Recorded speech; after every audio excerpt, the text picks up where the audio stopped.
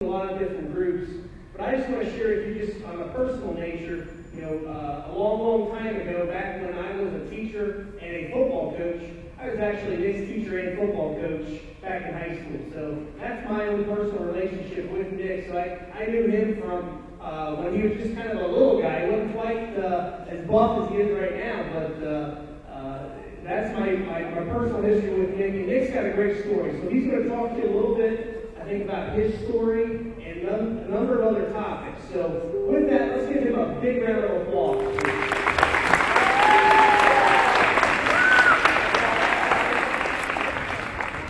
Ladies and gentlemen, you guys can do me one huge favor. I need everybody to get up on your feet, get on your feet, get on your feet, get on your feet, get on your feet, get on your feet. I need your attention, I need your attention. Each one of you, I need one finger, I need your right hand. Point your finger. Point at your principal. And everybody, give it up for your principal for not being in class right now. Thank you. Thank you, principal. Thank you, thank you, thank you. Now, with that being said, while you're still on your feet, everyone on my right side, I need you to do me a favor. Everyone on my right side, each and every one of you, I'm going to point at you. When I do, I need you to scream this word out as loud as you possibly can. This word only has one letter. Don't worry, don't be scared. It's not a hard word. That letter is I. When I point at you, as loud as you possibly can, I need you to say that word. We're ready. I need you to focus. Let's try this again. 1, 2, 3. One more time. Nice job. Quietly. Stay standing. Last time, I got too much talking out of you. Please pay attention. You guys have 2 letters that you're going to be putting together.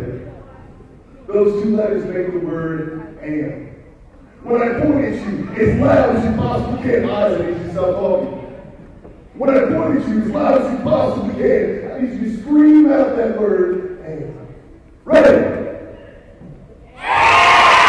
Hold on a second. I need you louder than that. Let's try it again. 1, 2, 3. Eyes, I think they got you beat. Let's try this again. We're going to put this together. Eyes, are you ready? Hold on, eyes, are you ready? Let's do it.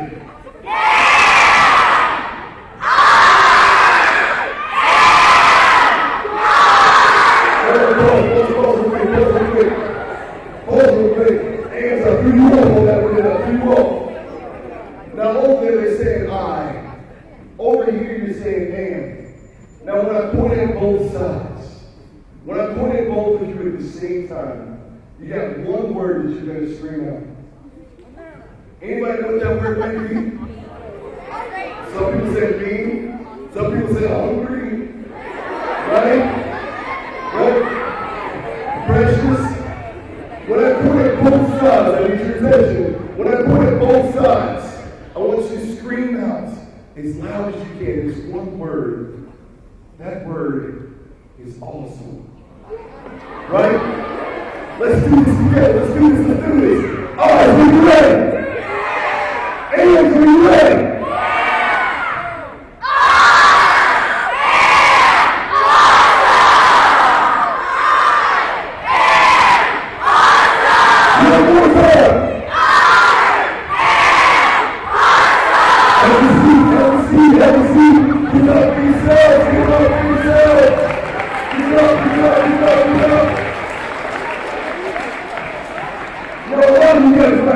Why is this dude coming to my school, having me scream out those words, I am awesome? Why would someone come to Lakota, who's been traveling around the country, start his presentation with those 3 words, I am awesome? Let me let you know why. In 2007, a good friend of mine was dying of cancer. As he was dying of cancer, he would still come to my speeches. I would watch him one day walking, next day on a wheelchair rolling, day after that. without any ability to move, be rolled in. It broke my heart to see my man, my dude. If you guys got a friend, like a good friend, somebody that supports you, it broke my heart to see someone that I love in a position that I couldn't help with. And on one day, I got a call that he had died. This is somebody that we've been working with and building up. And he passed away. I got this opportunity to speak at the Centos Center, if you guys know Xavier University. And the Centos Center it was just built a couple years ago, and there's going to be about 3,500 students at this arena. And they asked me to keynote this event.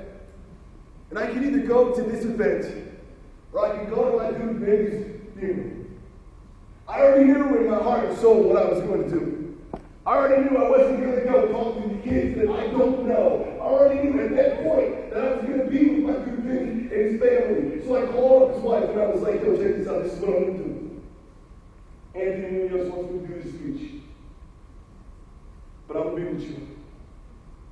I got you.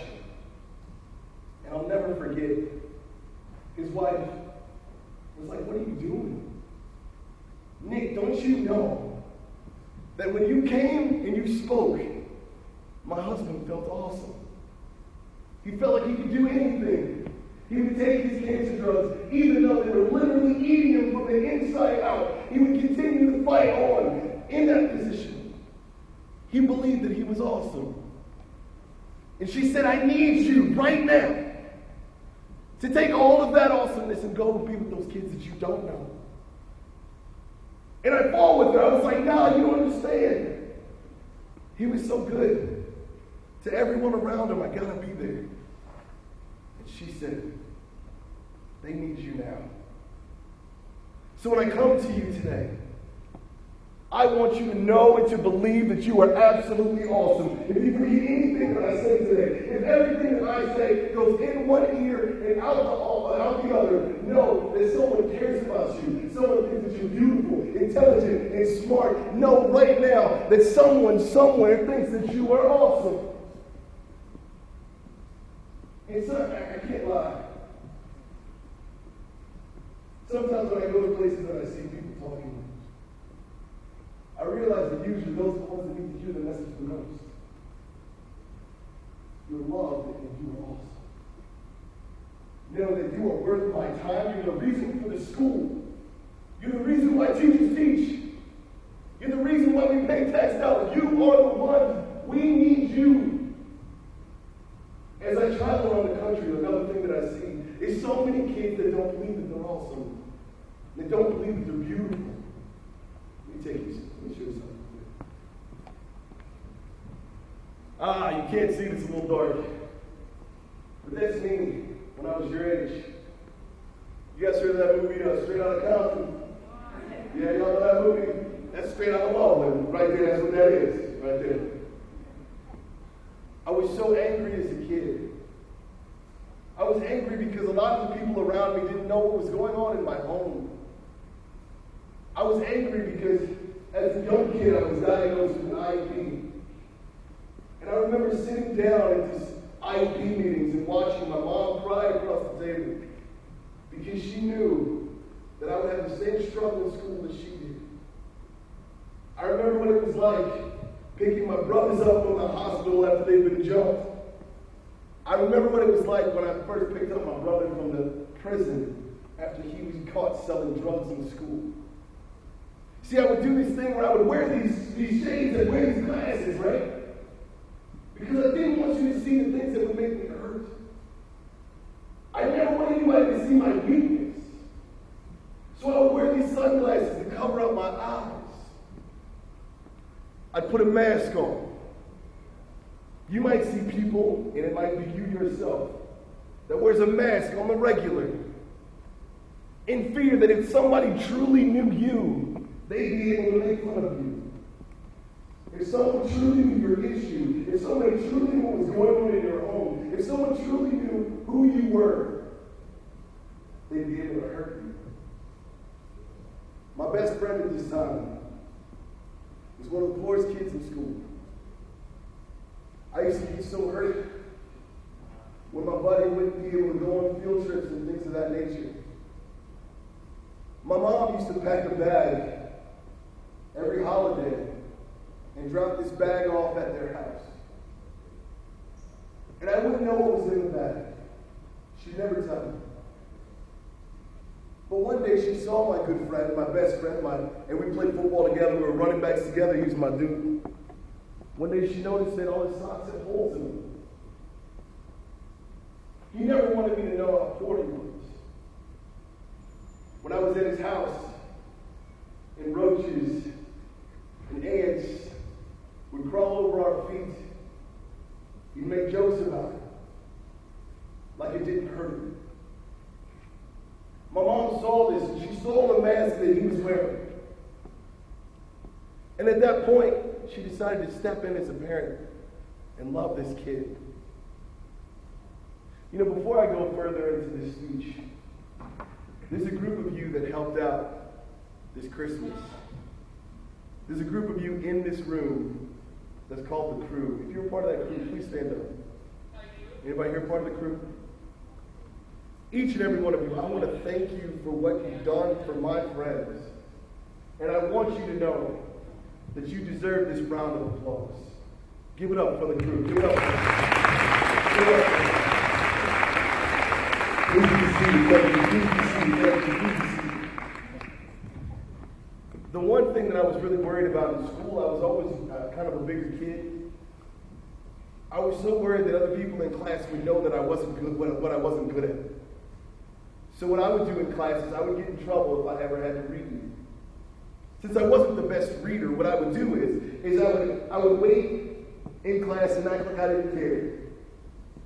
And then if somebody were to ask for me to participate, I'd act a flippin' fool. The reason why I would act a fool is, in the principal's office, they never asked me to read anything but detention and suspension. I was in the principal's office at one time, you would have thought I was the secretary. And in this particular instance, I made sure people couldn't make fun of me, because I wasn't going to show my weakness. One time I had this teacher, his name was Mr. Rames. Before school, if you guys play football and you guys know, you're allowed in the school building before the rest of the cleared yard. Before school, I would come in and I would work out with the high school team. And I remember this guy, Mr. Rames, and he told me, he sat me down, he heard my voice in the hallway, and he said, Nick, I just want you to know that the teachers in this school talk bad about your behavior. But I can't wait to have you in my class because you have a voice that needs to be heard. I teach freshman English, and I'm going to make sure I have you in my class. Now, if you're a person like me that has an IEP that's not very good at reading, this right here will make you pee your pants. An English teacher that wants you to read in his class because he likes your voice. I remember the first day that he invited me into his classroom. All the students came in and he said, hey class, I just want you to know, we have a special guest. Nick Jackson is going to be reading for our Shakespeare play. And I'm like, oh crap, now I'm going to have to act a total fool because Shakespeare's going to have a lot of reading, and with this reading, people are going to know that I'm not good at these freaking words, and I don't want to do this. And he did something that was really special. He said, we're going to read Romeo and Juliet, and Nick, you're going to be Romeo. And he picked this really cute girl to be Juliet. Right? That was a smart move by him. I just want you to know. You got it. You feel me, 8th grade boys, 7th grade boys, you feel me, right? And he did this thing, and he said, Nick, if you mess up on any word, he came behind me and he whispered this in my ear. He said, hey, if you mess up on any word, I got you. You're all right. We're going to get through this class. And so I remember I had this book in my hand and I was shaking because I remember how many times in church I would read the passage wrong. Or how many times in class I would read this wrong. Or even on the football field, I'd get the play sheet and I'd read the plays wrong. I would get nervous and I would forget exactly how to do things the way that other kids did it easily. It would be a hard job for me. And I stood in front of my peers and I started to read. And I got to tell you, it wasn't perfect.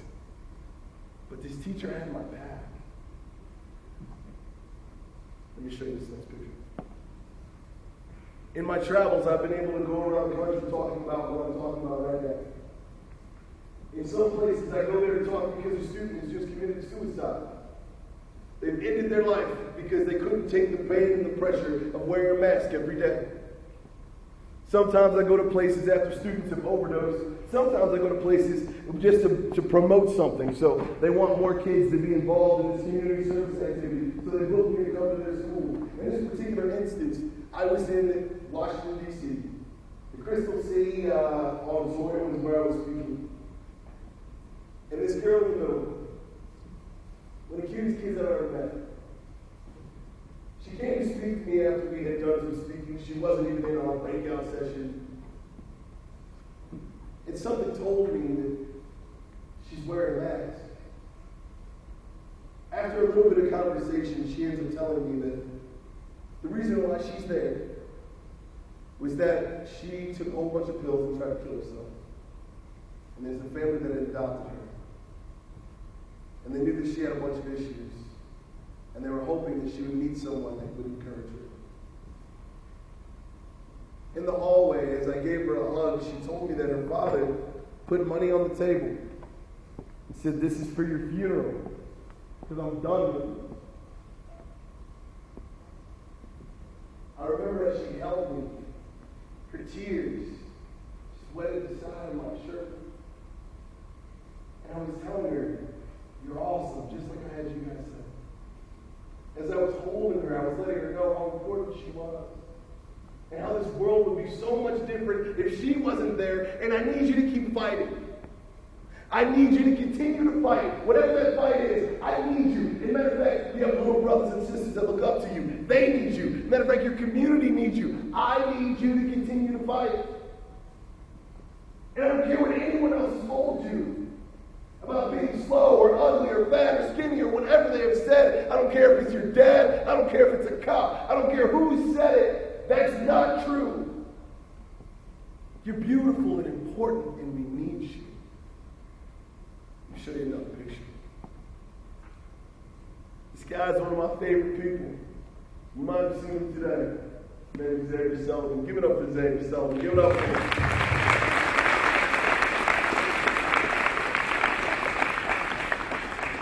So I met Xavier a long time ago. I used to promote a website called YouGive.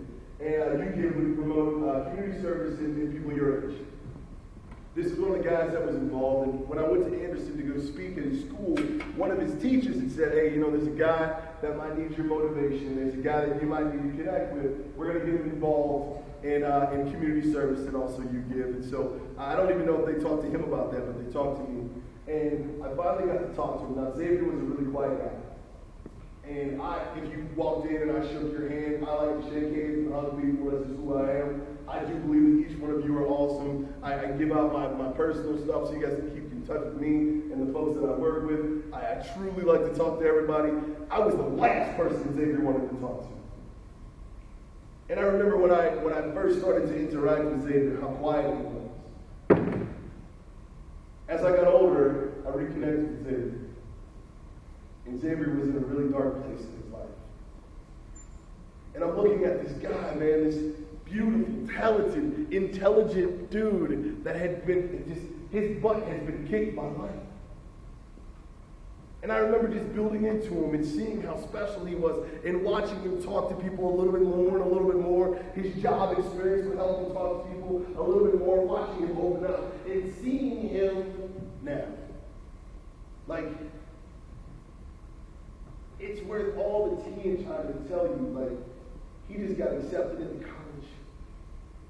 He has a business that's going well. And he's surrounded by people that love him. You guys, could you do me a favor and give it up for Xavier? Give it up for Xavier.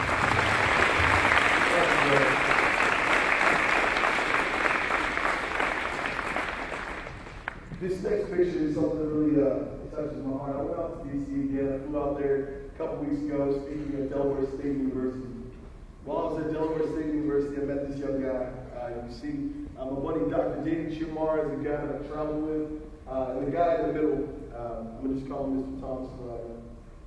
Mr. Thomas wants to be a motivational speaker. He's been following all my stuff. on Twitter and Instagram. He's one of my Facebook friends. When I went out there to D.C.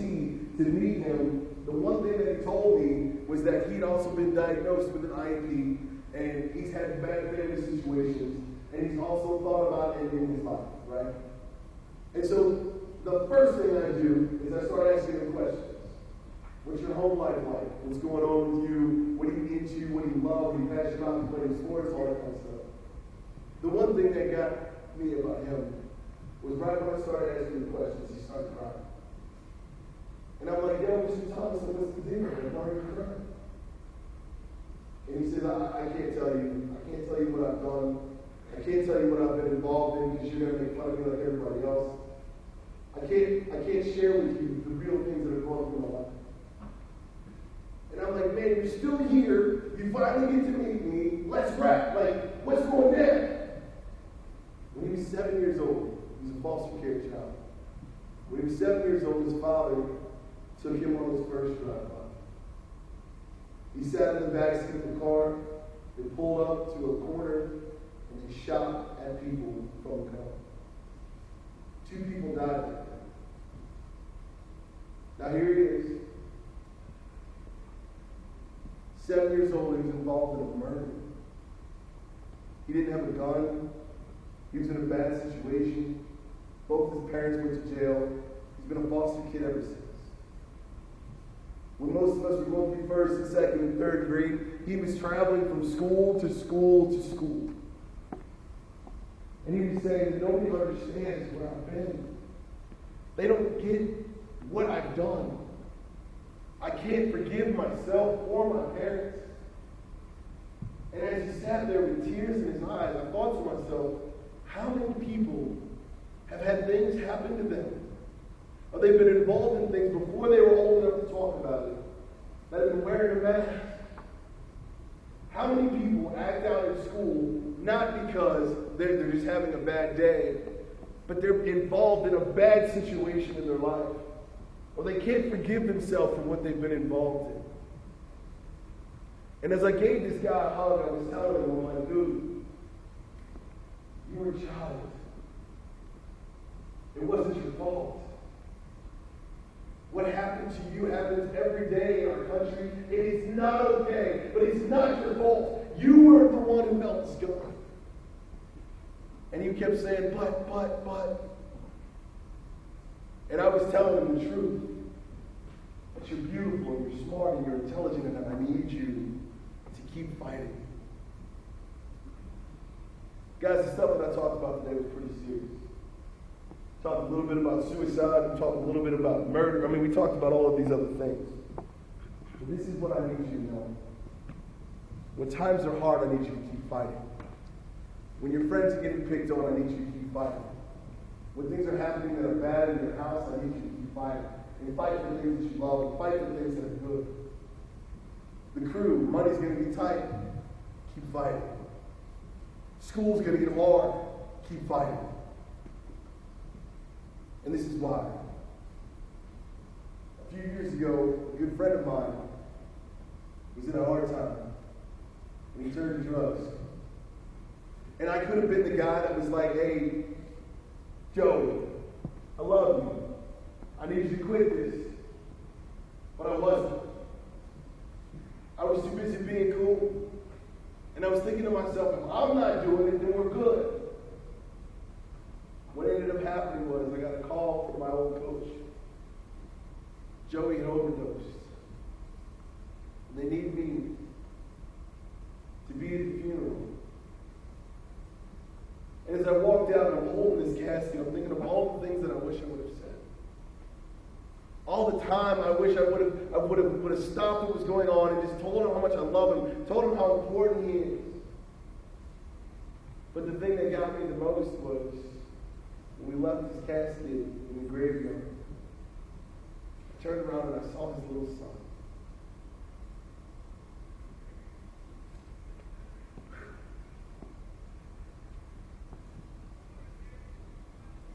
Guys, I never want you to have to go through that. If you have friends, tell them that you love them now. If People are doing things that they're not supposed to do. Stand up for them now.